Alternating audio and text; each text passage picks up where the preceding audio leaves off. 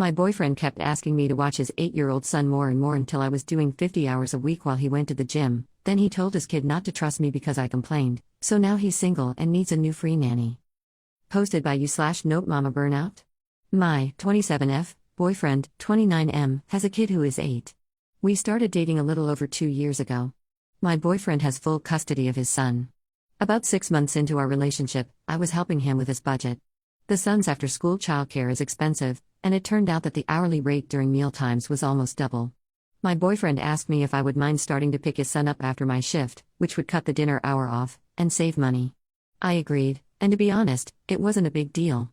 The pickup was on my way home, and his son would play video games for 45 minutes while I studied until his dad came home. After I got my master's, I had more flexibility in my work schedule.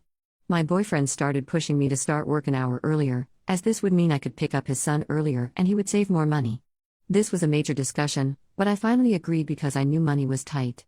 Then, in August, my roommates moved and I found myself needing a new place to live. My boyfriend and I decided to move in together. Soon afterwards, he shifted his shift back an hour, claiming it was easier to help his son to get ready for school if he wasn't having to leave at the same time. However, this meant I had his son an extra hour alone. Again, this was a major discussion, but I gave in. Then my boyfriend decides he is going to start going to the gym after work. For the record, this makes our schedule Monday through Friday that I go to work while they are asleep.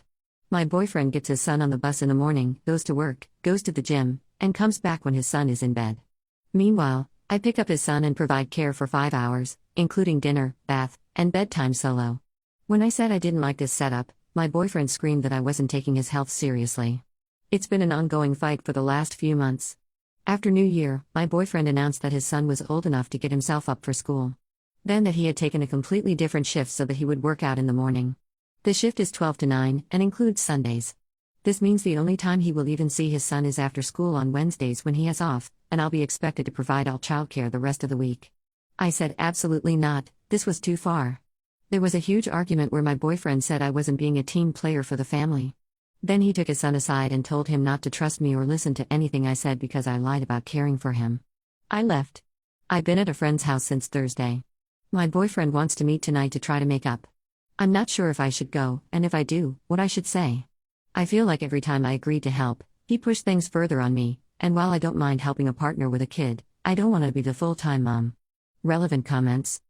Commenter, then he took his son aside and told him not to trust me or listen to anything I said because I lied about caring for him. Nope, instant red flag right there. Dump him. Commenter, it sounds like he wanted a free nanny more than a so.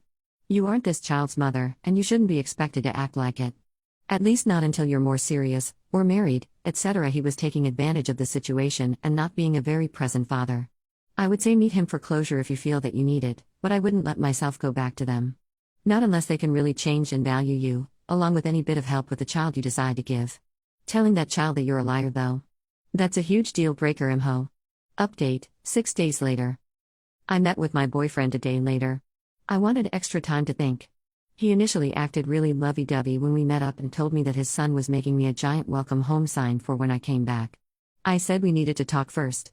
I basically had written down an estimated number of hours I was providing active care for his son in the past few months, versus him. Then how many hours of care he was predicting we each provide, which was 4 of his hours compared to 50 of mine. I said that I hadn't had time to pursue hobbies, go to the gym, etc. in the last few months. And also that we hadn't done anything as a couple. I said for me to come back, he had to change all that. He answered with his own list of stuff. Which was confusing, like his mom wants me to raise his son's grades more as he struggles with reading, and he thinks that we should enroll him in a club. I was upset because it was all stuff I'd have to do additionally to my workload. I said I wouldn't, he said I'd come around.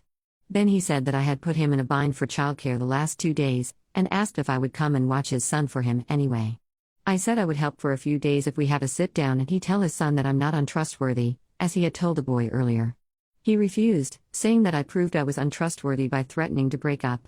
Then he asked if I would at least chaperone him to a birthday party that's coming up at a bounce trampoline place. I said absolutely not, that I was undermined authority and that was awful in a place that dangerous. He left. My friends went with me to get my stuff yesterday. I've been a mess, but friends are convincing me to go out with them a few places next week, and I might take up dance classes again starting February. Thank you all for showing me I wasn't completely off base. Relevant comments. Commenter, so you're telling him that you spend all your time caring for his kid and then he tells you more ways to spend time with his kid? What a jerk. I feel bad for his son. And if you didn't have time to work out, clearly he wasn't prioritizing your health. Ops response, it was more like, I phrased my list as I have some things that I need to change for us to move forward. And he sort of jumped on it and started his this is all stuff I've been thinking about. I don't even think he listened to me, just heard the opening to list demands. Commenter, perhaps this is an inappropriate question, but I'm really curious to understand how someone like you, driven, mature, caring, empathetic, etc., ever ends up in a relationship with someone like your ex, short-sighted, immature, manipulative, selfish, etc. If anyone can explain that to me, I'd appreciate the lesson. Anyways, I'm glad that you've exited that one-sided relationship. Ops response, it wasn't like it happened at once. When we started dating, it was a lot of active stuff, because his son would be with us, so we'd go skiing or roller skating or to the beach. I never had a problem with him being there. And the original 1-hour deal was honestly no biggie, and it made sense financially. Each favor from there on just grew and grew. My friend I'm staying with has told me I need to reread If You Give a Mouse a Cookie. Commenter, I appreciate your response. I hope that my question wasn't offensive to you. My curiosity comes from a place of empathy, and I intend to leverage what I learn in order to grow.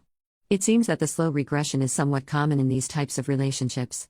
I can see how the one foot in the door can turn into the entire elephant is in the room now when it starts off as a seemingly reasonable compromise and then festers into unreasonable expectations and demands.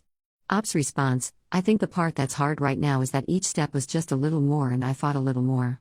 But when I put my foot down, he made it sound like the issue was just the last request and that it came out of nowhere.